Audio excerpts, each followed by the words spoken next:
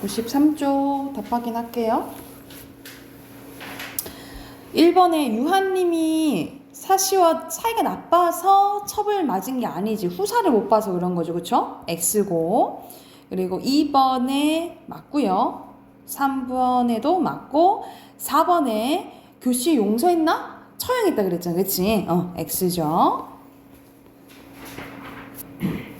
여기서 1번에 유소사가 사씨에게 시아버지가 며느리 이제한테 여러 가지 질문하잖아요. 이 며느리가 어떤 생각을 갖고 있는지 댐댐이를 이제 알려고 하는 거죠. 1번에 1번이고요.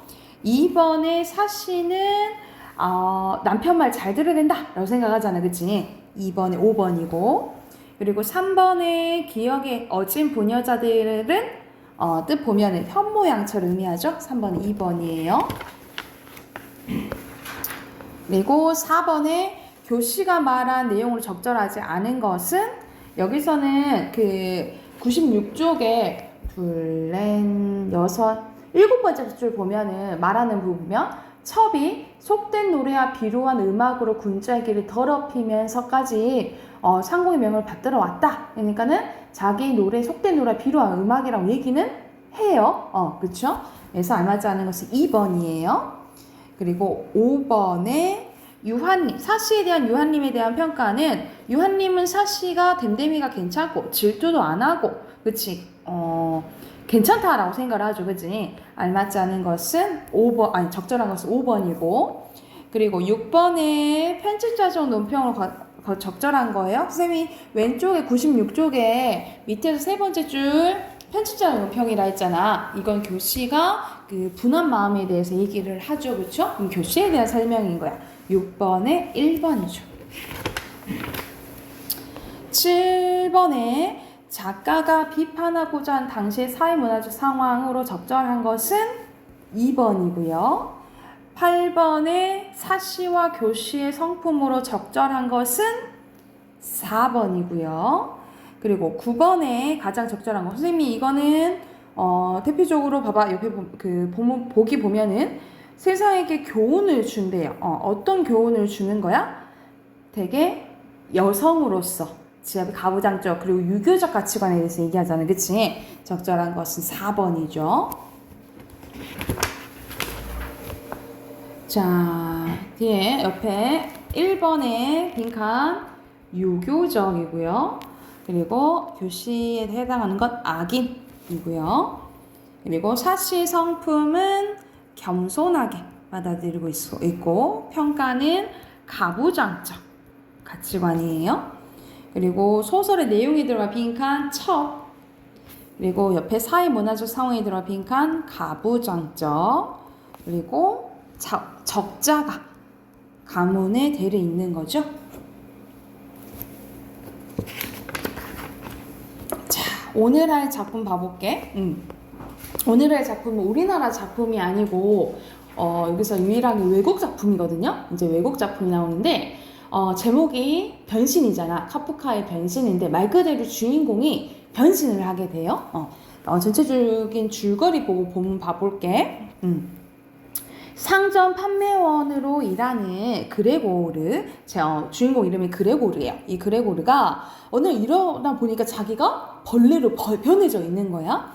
그래서 당연히 주위 사람들은 놀라겠지, 그치? 그래서 전개 보면 벌레로 변해버린 그레고르에 대해서 가족들은 연민과 동정, 불안함, 그리고 혐오 등 복잡한 신경을 느끼는데 그레고르는 가족들이 불편하지 않도록 노력하지만 벌레가 되니까 얘가 말도 못해요. 그러니까 속에 생각은 있거든? 속에 생각 원래 생각 그대로인데 몸만 이제 변하게 된 거야. 그래서 의사소통이 되지 않아 어려움을 겪게 됩니다. 어느 날 가구를 옮기다 그레고르의 등장을 어머니가 놀라 기절하고 그레고르에게 사과를 던져서 아버지 그레고르가 이제 상처를 입게 돼요. 다치게 된 거야. 그레고르가 이제 상처가 난 후에 크게 움직임이 둔화되는데 일을 할 수 없게 되니까 이때까지는 그레고르가 일을 해가지고 가족을 부양을 했었거든요. 그러니까 일을 못하는데 당연히 이제 가족들이 일을 해야 된다는 상황인 거지. 그래서 아버지는 은행 수의를 하고 어머니는 자파상의 바느질 일을 하고 누이는 바이올린 공부 대신에 이제 상점에 판매원을 일하게 된 거죠. 그래서 다 가족들이 바쁘니까 그레고르가 이제 방치가 됩니다. 그리고 돈이 이제 아쉽게 되니까 집에 하숙을 하게 돼요. 그래서 3명의 사내가 집에 하숙을 시작하는데 이걸 당연히 벌레가 있다라는 것을 가족이 얘기했겠어? 안 했겠지, 그치? 그래서 그레고르를 지키게 되자 이 가족들은 더욱더 그레고르를 원망하게 됩니다. 그래서 결과적으로 계속 혼자 방치되는 그레고르는 쓸쓸히 죽게 돼요. 죽게 되는데 솔직히 가족이었잖아. 가족이었는데 이제 이 가족들이 벌레로 변해버리는 되는 가족의 취급을 안 해요. 그래서 그레고르의 죽음을 슬퍼하기는커녕 다행이라고 이제 여기고 자기들끼리 그냥 자연스럽게 살아가는 모습을 그린 소설이라고 보시면 돼요. 그래서 이건 전체적으로 배경이 1910년대거든요. 1910년대인데 이때 당시에도 봐봐, 우리가 인생은 우리가 인생은 혼자다라고 그런 얘기를 하잖아요, 그치? 그래서 여기서는 가족도 외면을 하죠. 그래서 되게 고독스럽고 소외된 현대인의 삶에 대해서 얘기한 소설이라고 생각을 하시면 돼요. 그러면 본문 한번 봐볼게. 이제 첫 번째 이제 자기가 변해버린 그 장면이라고 생각하시면 돼요. 어느 날 아침 뒤숭숭한 꿈에서 깨어난 그레고르 잠자는 이름이 그레고르 잠자예요. 자신이 침대에서 흉측한 모습에 한 마리의 갑충을 변해거는 것을 알아차렸다. 그는 철갑처럼 딱딱한 등을 대고 침대에 누워 있었는데 머리를 약간 들어보니 아치형의 각질 부분들로 나뉘어진 불룩하게 솟은 갈색의 배가 보였다. 금방이라도 줄을 흘러내릴 것 같은 이불은 배의 높은 부에 가까스로 걸쳐져 있었다. 몸뚱이에 비해 애초로울 정도로 가느다란 수많은 다리들은 그의 눈앞에 어른거리며 하리를 버둥거리고 있었다. 그러니까는 다리가 엄청 많은 벌레로 변해버린 거지, 그치? 그래서 여기까지는 변해버린 그레고르의 모습을 묘사했다라고 보시면 돼요. 여기서는 만약 설명 서술 방식 보면은 묘사가 되겠지, 그치? 그래서 여기까지는 벌레로 변한 그레고르의 모습을 묘사했다라고 보시면 되겠죠? 나에게 대체 무슨 일이 생긴 걸까? 그는 생각했대. 이게 꿈은 아니었다. 좀 작기는 해도 사람이 살기에 손색이 없는 그의 방은 낯익은 사면에 벽에 조용히 둘러싸여 있었는데 풀어헤쳐 놓은 옷감 견복 모음집 펼쳐져 있는 탁자 위에는 잠자는 출장 영업사원이었다라는 거죠. 여기서 뭐의 직업이 나오는 거야? 잠자의 직업이 나온 거지. 출장 영업사원이었다는 거야. 그가 얼마 전에 그림이 많이 들어있는 잡지에서 오려는 아기자기한 금박 액자에 끼워 넣은 그림이 놓여 있었는데 그림에는 모피 모자를 쓰고 모피 목도리를 두른 숙녀가 반드시 자세로 앉아 있었다. 그녀는 그림을 보는 사람을 향해 팔뚝을 온통 가리는 묵직한 모피 토시를 들어 보이고 있었다. 그러고 나서 그레고르는 창문 쪽으로 눈길을 돌렸는데 그런데 우중충한 날씨에 그의 기분에 더할 날이 울적해졌대. 이런 식으로 심리가 나와? 그의 심리가 이렇게 나오죠. 그치? 그러면 시점은 뭐인 걸 알 수가 있는 거야? 전지적? 작가 시점인 걸 알 수가 있겠죠. 그쵸? 창문의 함석판을 후두둑 두들기는 빗방울 소리가 들려왔다. 잠을 약간 더 자서 이런 말도 안 되는 상황을 죄다 잊어버리는 게 어떨까 하고 그는 생각했으나 도저히 실행할 수 없는 일이었대. 그는 오른쪽으로 누워 자는 버릇이 있었지만 지금의 상태로는 그런 자세를 놓을 수 없었기 때문이었다. 몸을 오른쪽으로 돌리려고 아무리 뒤척여 보아도 번번이 흔들거리며 등을 바닥에 대고 누운 자세를 되돌아올 뿐이었다. 그는 한 100번쯤 그런 일을 시도해 보았고 멋대로 버둥거리는 다리들을 보지 않으려고 눈을 꼭 감았대요. 그러다가 지금껏 느껴보지 못한 가볍고 뻐근한 통증을 옆구리에서 느끼기 시작했을 때 그런 걸 그만뒀다라는 거죠. 원 세상에 그는 생각했대. 어쩌다가 이런 고달픈 직업을 택했단 말인가. 날마다 여행이나 다녀야 하다니 사무실에서 근무하는 것보다 업무상 스트레스가 훨씬 더 심하다. 게다가 여행하다 보면 골치 아픈 일이 한두 가지가 아니야. 기차를 제대로 갈아타려고 신경 쓰는 일, 불규칙하고 형편없는 식사, 상대가 늘 바뀌는 탓에 결국 지적될 수 없고 진실될 수도 없는 만난 따위들. 왜 이 모든 것을 왜 악마가 잡아가지 않는지 모르겠다라고 생각했다는 거죠. 그러니까 얘는 그러니까 뭔가 혼자 생상하다 보니까 자기가 영업사원으로 일했었잖아. 그거에 대해서 이제 힘겨움을 속으로 이제 생각한 부분이 이제 나온 거라고 생각하면 돼. 그는 배 위쪽을 약간 가려운 곳을 느꼈대요. 머리에 더 쳐들 수 있도록 그는 등으로 몸을 밀면서 느릿느릿 침대 기둥 쪽으로 더 다가갔는데 그는 근질거리는 부위를 발견했다. 그곳에는 뭔지 알 수 없는 깨알같이 작은 흰 반점들이 나 있었는데 그래서 그는 다리를 하나 내밀어 그 부위를 건드려 보았지만 이내 다리는 움츠러들고 말았대. 그러니까 다리가 되게 짧았던 거지. 거기에 닿기에는. 그곳에 닿자마자 온몸에 옥삭하는 소름이 돋았기 때문이다. 그래서 여기서는 벌레가 이제 모습이 된 그레고르의 모습이 이제 나오고 뒷부분은 어느 부분이냐면 아까 선생님이 그랬잖아. 하숙하는 세 사람을 받았다고 했잖아. 그쵸? 그 사람한테 이제 들킨 부분이라 생각하면 돼. 잠자씨! 가운데 사내가 아버지를 향해 버럭 소리를 질렀대. 그러고는 더 이상 아무 말도 하지 않고 천천히 앞으로 기어나오고 있는 그레고르를 손가락으로 가리켰다. 그 순간 바이올린 소리를 딱 멎었대. 왜냐면 이 바이올린 여동생이 바이올린 캔다 했잖아. 이 소리를 들려고 그레고르가 나왔다가 이 하숙하는 사람들한테 들키고 만 거예요. 가운데 사내는 일단 고개를 설레설레 저으며 친구들에게 미소를 지어 보이더니 다시 그레고르 쪽으로 쳐다보았다. 아버지는 그를 내쫓는 일보다 하숙인들을 진정시키는 일이 더 시급하다고 생각하는 모양이었다. 하지만 이들이 흥분하기는커녕 바이올린 연주보다 그레고르 쪽에 더 흥미를 보이는 것 같았다. 아버지는 그들 쪽으로 급히 달려가 두 팔을 벌리고 그들을 자기 방으로 몰아넣으려고 했는데 이와 동시에 몸을 막으며 그들이 그레고르를 보지 못하게 했다. 그러자 이제 그들은 좀 더 화가 나게 되었대. 그것이 아버지의 태도이지. 그는 그레고르 같은 존재를 옆방에 두고 있다라는 사실을 지금껏 모르고 있다가 이제야 알게 된 때문인지도 알 수 없었다. 그들은 아버지에게 이에 대해 설명할 것을 요구했으며 자기들 쪽으로 양팔을 치켜들고 불안한 듯 수염을 잡아당기면서 느릿느릿 자기 방으로 가긴 갔대요. 그러는 동안 여동생은 돌연 연주가 중단한 후 넋이 나가는 멍하니 서 있다가 정신을 차렸는데 그녀는 잠시 동안 축 내려들인 두 손을 바이올린과 활을 들고 연주를 더 할 듯이 계속 악보를 들여다보고 있다가 느닷없이 벌떡 일어났대요. 그러고는 호흡이 곤란하여 가쁘게 숨을 쉬며 아직 안락은자에 있는 어머니의 무릎에 악기를 내려놓고는 하숙인들의 문을 옆방으로 다가갔대. 왜 이제 다가가냐면 이 여동생이 그 일을 했어요. 하숙방 그 하숙생들의 잠자리 봐주는 거 있잖아. 그것을 이제 위해서 간 거죠. 그들은 아버지가 재촉하는 바람에 평소보다 이르게 자기들 방으로 다가가고 있었다. 여동생은 능숙한 손놀림으로 침대에 있던 이불과 베개를 공주 휙휙 날리더니 착착 정돈되는 모습을 보였다는 거죠. 하숙인들이 아직 방에 도달하기도 전에 그녀는 잠자리를 정돈을 마치고 방에서 미끄러지듯 빠져나왔대요. 아버지는 세입자에게 마땅히 베풀어야 할 존경심마저 깡그리 잊어버리고 이럴 정도로 다시 자기의 고집에 사로잡혀 있는 것 같았다라는 거죠. 여기 한번 표시해볼까? 여기서 자신의 고집에 사로잡혀 있는 것 같았다라는 건데 여기서는 어떤 고집이냐면 계속 들켰잖아. 이미 그레고르의 모습을 들켰잖아요. 그치? 근데 여기서 어떤 고집이냐? 그래도 그레고르는 숨겨낸다. 이거에 대해서 이제 사로잡힌 거야. 이미 들켰는데 이거를 해결할 방안은 생각 않고 무조건 감춰야 된다라고 생각을 한 거죠. 그래서 여기서 자신의 고집은 뭐냐면 그레고르의 존재를 감춰야 한다는 것에 이제 사로잡힌 거예요.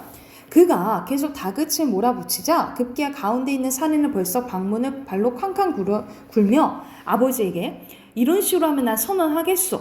이 집 가족의 상황이 이렇게 역겨우니 말입니다 하면서 당장 이 집에서 나가겠소. 지금까지 진행 기간에 대한 방세는 한 푼도 지불하지 않을 거요. 오히려 당신들에 대한 손해배상 청구를 해야 할지 신중히 생각해 볼 작정이요. 청구 사유는 쉽게 찾을 수 있을 것이요. 그냥 해보는 말이 아니요.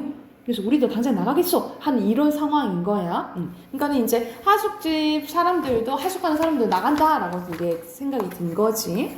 자, 그리고 끝에 마지막은 이제 가족들에 대한 모습이 이제 나와요. 이제 그랬잖아. 점점점 이제 그레고르를 진짜 가족을 생각하지 않는 모습이 나오는 거야. 그래서 여동생이 뭐라 하냐면 이제 저것에서 벗어나야 돼요. 오빠라고 부르지 않아요. 저것이라고 얘기를 하는 거였어. 이 저것이라는 단어를 통해서 이제 가족을 생각해? 가족으로 생각하지 않는 것을 알 수가 있는 거죠. 여동생은 이제 아버지에게만 말했다. 어머님은 기침을 하느라 아무 소리 듣지 못했기 때문이었다. 저것 때문에 두 분이 돌아가시고 말 거예요. 그렇게 뻔해요. 우리 모두가 이처럼 힘들게 일해야 하는 처지에 집에서마저 이처럼 끝없이 괴롭힘 당하는 건 도저히 참을 수 없어요. 저도 더는 참을 수 없단 말이에요. 라고 했다는 거지. 그러고서는 얼마나 격렬하게 울음을 터뜨렸는지 여동생의 눈물이 어머니의 얼굴 위로 줄을 흘러내렸다는 거죠. 그러자 어머니는 기계적으로 손을 움직이며 자신의 얼굴 눈물을 닦아내렸대. 얘야 하면서 아버지의 목소리에는 동정심과 눈에 띌 정도로 확연한 이해심이 담겨져 있었는데 나한테는 그레고르한테는 완전 막하잖아, 그치? 그걸 막하는데 여동생한테는 동정심과 이해심이 담겨져 있었다라는 거죠. 여기서 이제 그레고르를 대하는 태도와 차이가 난다라고 보시면 돼요. 그레고르를 대하는 태도와 완전히 다른 거죠. 여동생한테는 엄청 이렇게 다정한 아빠인 거지. 그럼 어떻게 하면 좋겠니? 그러나 여동생은 자신도 어찌할 바를 모르겠다는 표시로 그저 어깨만 으쓱할 뿐이었대요. 이제 눈물을 흘리는 동안 그녀는 이전에 자신만만한 태도는 온데간데 없이 그처럼 난감한 심정이 되었던 것이다.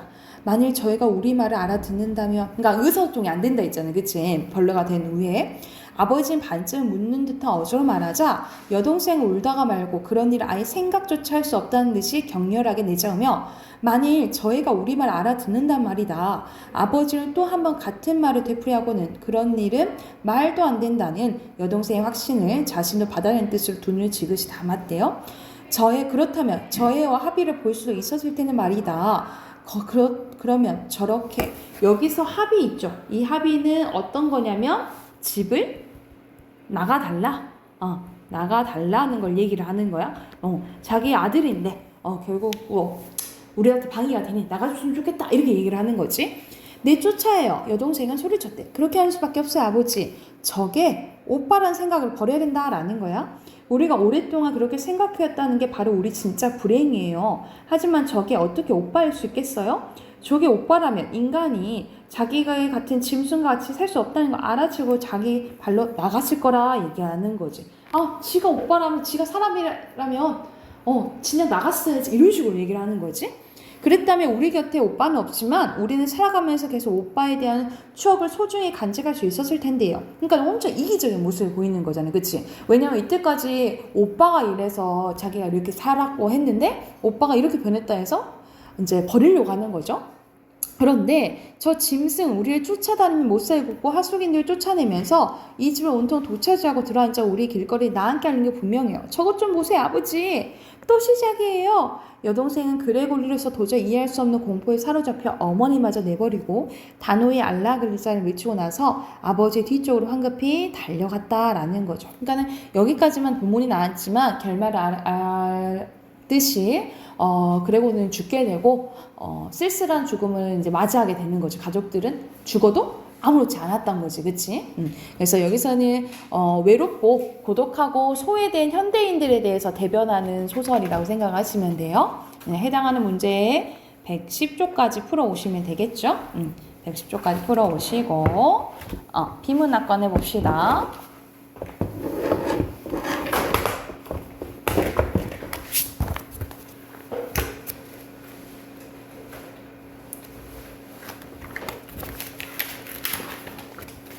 (76쪽) 할 차례죠? 76쪽 뒤에까지 문제 다 풀었어요?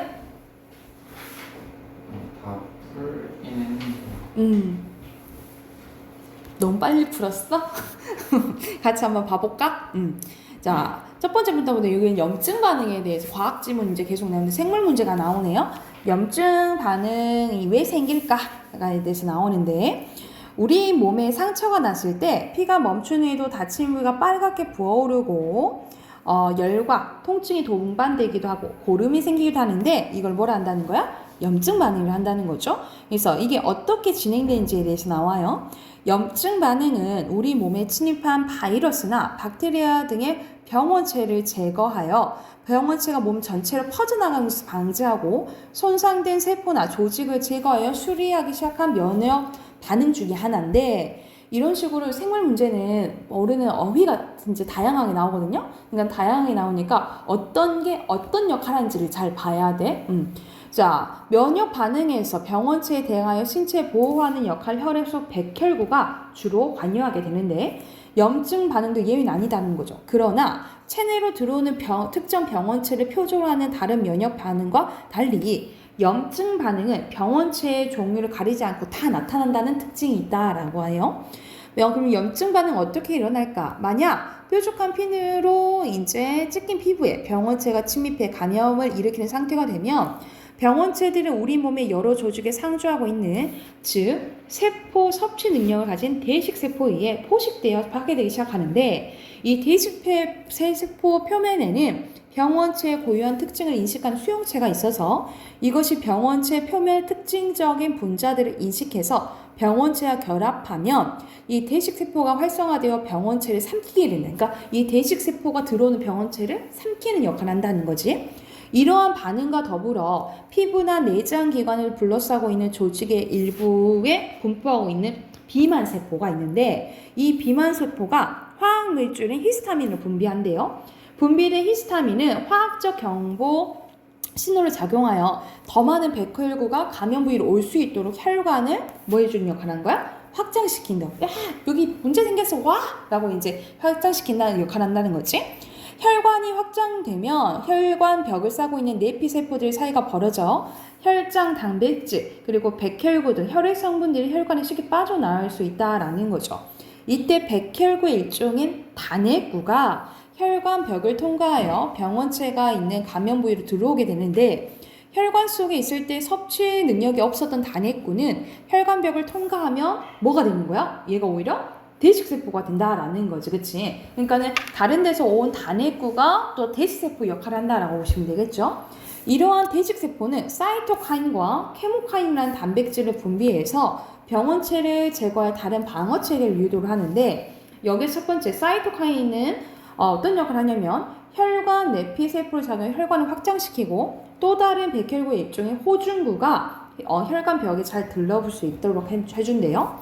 그리고 케모카인은 혈관벽에 붙은 호중구가 혈관벽 내피세포 사이로 빠져나와 감염 부위로 이동할 수 있도록 유도를 해준다라는 거죠. 그래서 혈관을 확장시키고 호중구가 오게끔 만들어주는 게 이 사이토카인과 케모카인의 역할인 거지, 그치? 그래서 감염 부위로 이동한 모두 이 호중구도 대식세포가 돼가지고 이제 포식을 한다라는 거지. 한편 세포들이 병원체를 포식하여 파괴하는 과정에서 병원체가 함께 죽는 경우도 있는데 이렇게 죽어가는 세포나 병원체들은 고름의 주성분이다라는 거죠. 그러니까 우리가 상처 나게 되면 고름 생기고 뭐 이렇게 하잖아. 이게 다 싸움 흔적이라 생각하면 되겠죠, 그죠?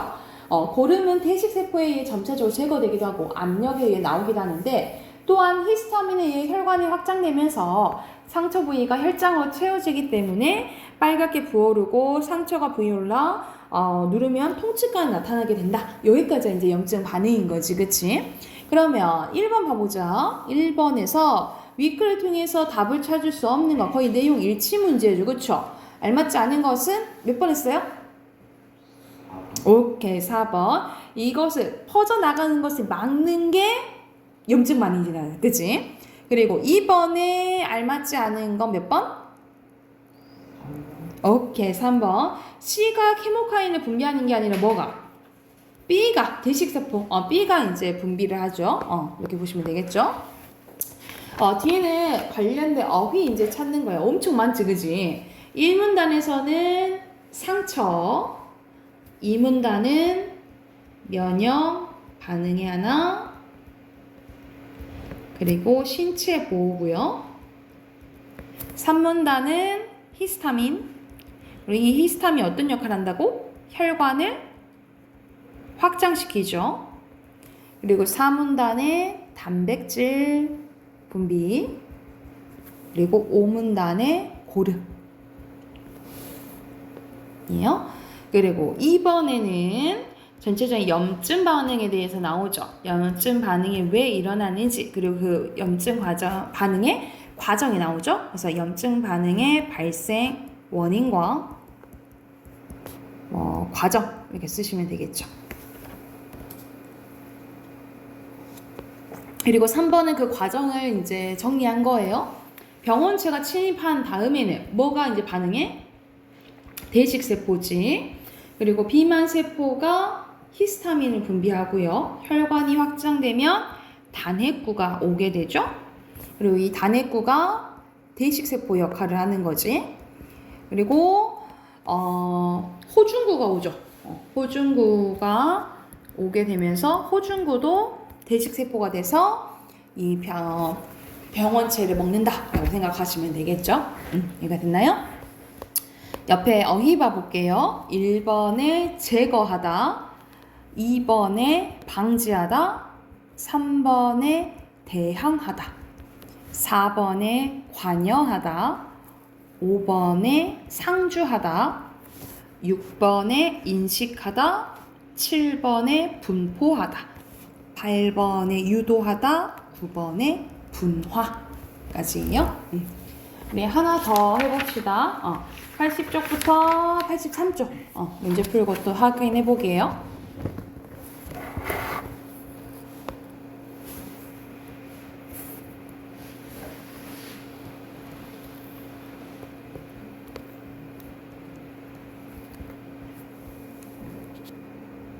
저는 뼈의 구성에 대해서, 재구성에 대해서 나오네요.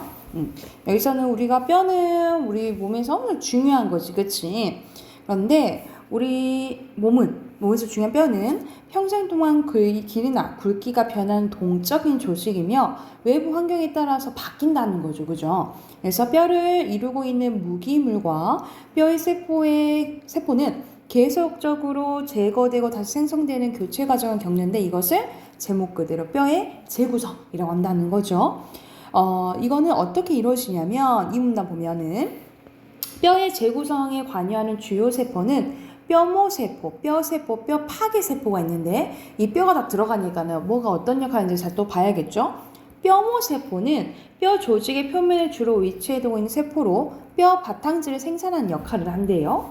그리고 뼈세포는 뼈모세포가 더 이상 뼈 바탕질을 생산할 수 없게 된 세포를 얘기를 하고 또 뼈 파괴세포는 뼈모세포에 비해 크고 운동성이 있는 세포로 뼈 바탕질에 분해할 수 있는 효소들이 풍부하다라는 거지. 그래서 각각의 역할을 이제 보면 되고 뼈의 재구성은 뼈 바탕질의 교체부터 시작되는데 그래서 1번 문제를 풀려면 여기를 잘 봐야겠죠. 그렇죠? 이를 바탕으로 뼈 바탕질이 파괴되어야 된다는데 이 역할을 하는 뼈 파괴세포는 뼈 재구성에 필요한 뼈 바탕질로 이동한 후 산과 단백질 분해 요소를 분비하여 뼈 바탕질에 무기물과 악효섬유를 분해하며 뼈 바탕질의 표면을 이동해 가면서 뼈 바탕질을 녹여나간대요. 이 뼈 파괴세포가 뼈 바탕질을 녹이며 지나간 자리로 주변에 있던 뼈모세포가 이동하여 분열하게 되고 그 과정에서 뼈 파괴세포가 분해한 무기물과 악효섬유 등을 이용하여 뼈 바탕질을 새롭게 형성하고 강화되면서 재구성이 완료된다라는 거야. 그리고 이렇게 뼈 바탕질을 새롭게 생성하던 뼈모세포 일부주는 더 이상 뼈 바탕질을 만들어내지 못한다는 거지, 그치? 그래서 결과적으로 뭐가 된다 이 말이야? 뼈세포가 된다 이렇게 보시면 되겠죠, 뼈모세포들이. 그래서 이런 과정을 통해서 뼈는 새롭고 보강되고 단단해진다라는 거죠. 한편, 그러니까 우리가 지금 이렇게 그대로 똑같이 뼈가 있지만은 이 안에서 계속해서 이런 과정이 이루어진다라고 생각하면 되겠죠. 한편 뼈 재구성은 압력과 같은 외부 환경에 영향을 받는데 만일 우주와 같이 중력이 낮은 공간에서 오래 머물게 되면 뼈에 가해지는 압력이 약해져서 뼈는 지구에 있을 때 받던 완력을 견딜 만큼 단단해질 필요가 없다는 거죠. 그래서 뼈 바탕질을 새롭고 단단하게 교체하는 이 뼈모세포 활동이 줄어든다라는 거지. 반면에 뼈의 분해는 계속 진행되기 때문에 뼈의 강도는 지구에서 달라진다라는 거죠. 그럼 더 어떻게 되겠어? 더 강해지겠니? 약해지겠니? 강도가 약해지겠죠. 그쵸? 또 일반적으로 뼈의 재구성은 나이에 따라 또 다르게 진행이 되는데 소아기 때부터 24세까지는 이 재구성이 많이 일어나는데 이 30대 후반이 되면은 조금 이제 떨어진다. 이 내용이네요. 그러면은 관련 또 문제 봐보자. 여기서는 이제 뼈의 재구성 과정이 그림으로 나눠져 있는 거죠. A는 뭐겠어? 뼈 바탕질을 이제 녹이는 게 뭐가 오는 거지? 뼈 파괴세포가 와야 되겠지. 뼈 파괴세포가 녹이고 나서 이제 이 뼈모세포가 되고 마지막에 이 바탕질 녹일 수 없는 게 이제 뼈세포가 되는 거지. 그치? 그러면 알맞지 않은 건 몇 번이에요? 연상이 몇 번 했어? 5번. 그렇지. 그럼 봐봐. 달을 통해서 재구성 완료됐다면 분열된 B 중에는 뼈세포가 되니까 생산해야 안 해? 못하는 거지. 그쵸? 오케이. 2번이 몇 번? 1번. 그렇죠. 뒤에는 문단별로 주요 내용 이렇게 3문단 이렇게 4문단 위에 5문단 이렇게 표시하시면 되고 됐나요? 그리고 뼈의 재구성은 뼈의 무기물과 세포가 제거되고 생성되는 교체 과정이고 뼈 파괴세포가 뼈 바탕질로 이동해서 바탕질을 제거하죠. 그리고 그 자리로 뼈모세포가 이동하는 거지. 뼈모세포가 뼈 바탕질을 생산하고 뼈모세포 중 일부가 이제 생산이 없어는 뼈세포가 되는 거죠. 그리고 압력이랑 영향 주는 게 나이라고 했죠. 여기다 넣으면 되고 자 밑에 옆에 어휘 뼈 바탕질 그리고 무기물 그리고 악효섬유고요. 그리고 효소 그리고 이렇게 표시하시면 됩니다. 맞나요? 오케이. 문학은 여기까지 하고 문법 봅시다. 168쪽 할 차례거든요.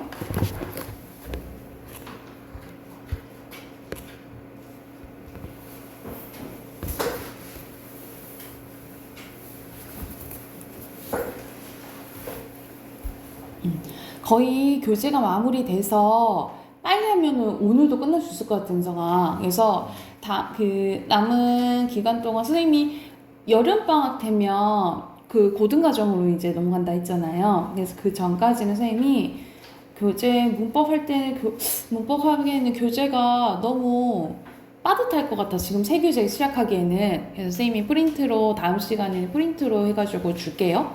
그걸로 진행할게.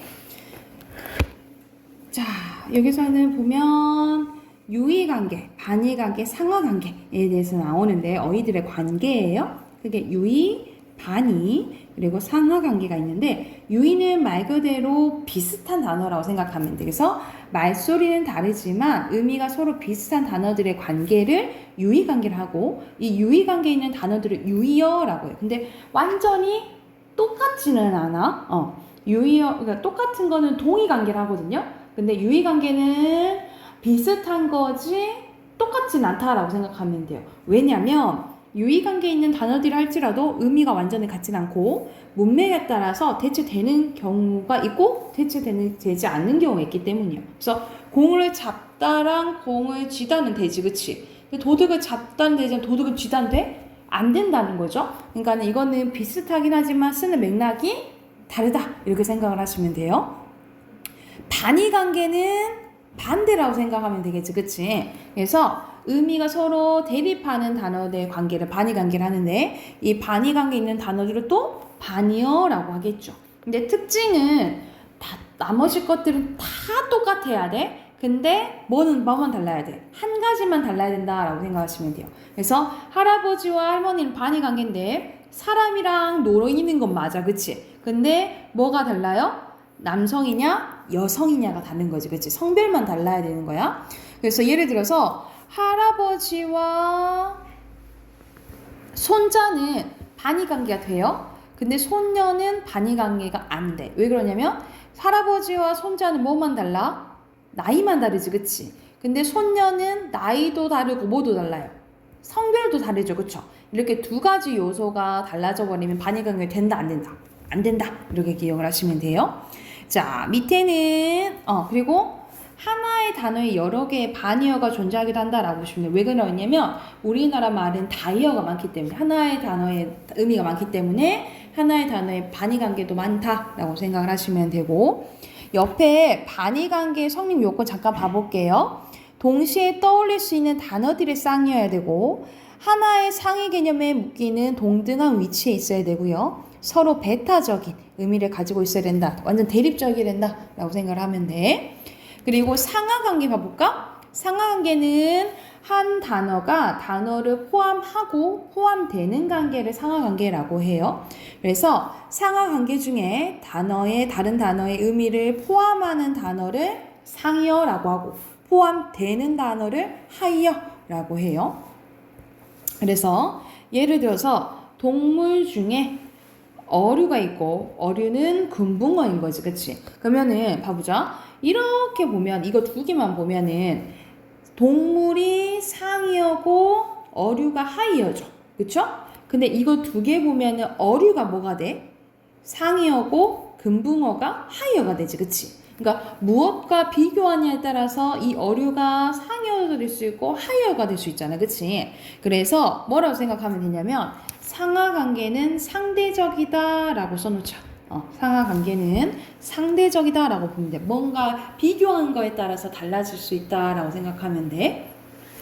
그래서 자, 상이어는 일반적이고 포괄적인 의미를 지닌다면 하이어는 개별적이고 한정적인 의미를 지닌다라고 생각하시면 돼요. 다시 상이어는 일반적이고 포괄적이고요. 하이어는 개별적이고 한정적이다. 이거 기억하시면 돼요. 특징 기억하시면 됩니다. 그러면 해당하는 옆에 문제 얼마 없지? 바로 풀고 답 확인해 봅시다.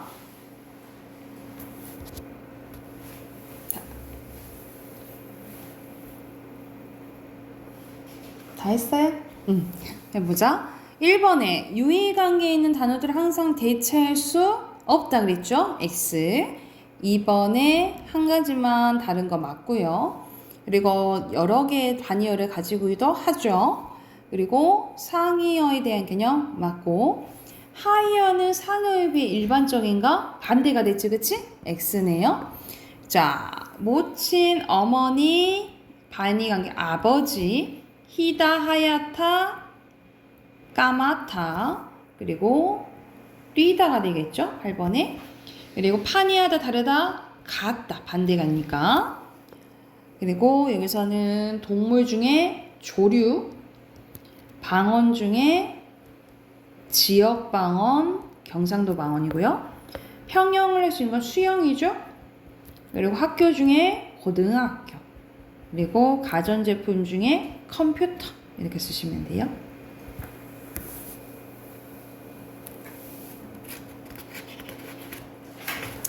자, 이어서 하나 더 마지막 해보자.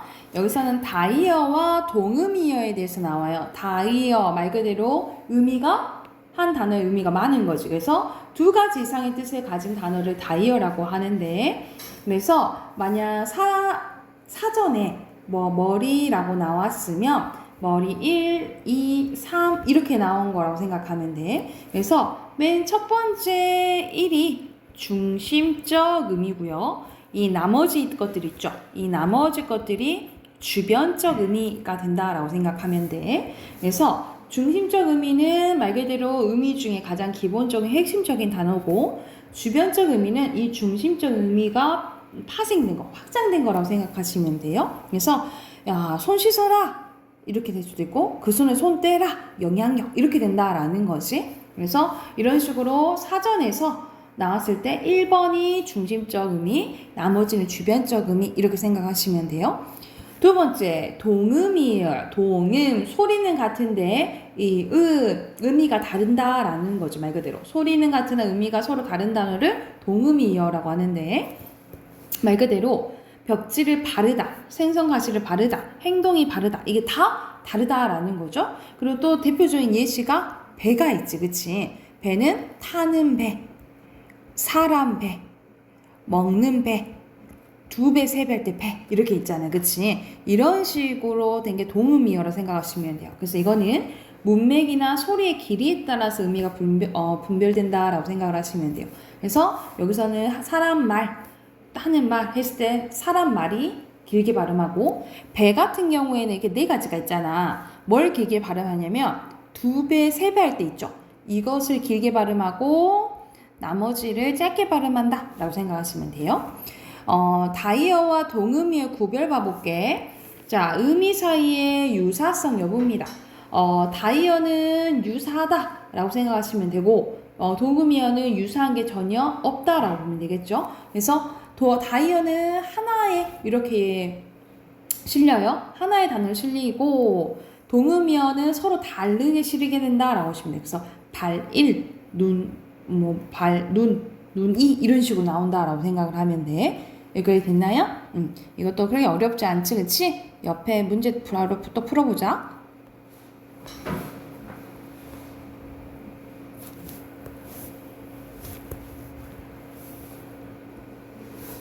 자, 1번에 아니죠? 그쵸?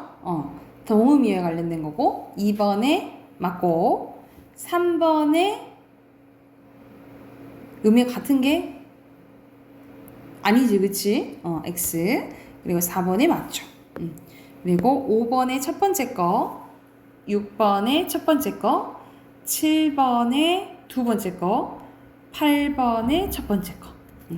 그리고 9번에 동, 10번에 다, 11번에 다, 12번에 동, 13번에 동. 됐나요?